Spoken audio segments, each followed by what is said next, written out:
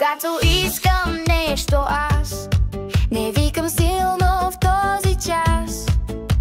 Усмихвам се и казвам с глас: моля, най-хубавата фраза за нас. Вълшебни думи знай сега.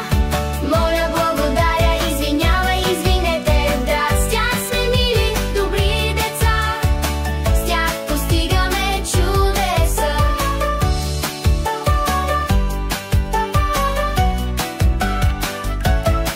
А що ми дадеш нещо ти, сърцето ми от радост грее, нали?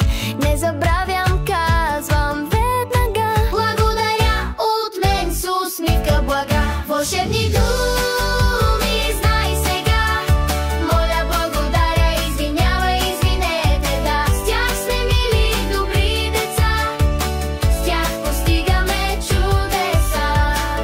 Ако случайно сбъркам днес или направя някоя беля без чест, ще те погледна и ще кажа с глас: извинявай! И ще върнем радостта сред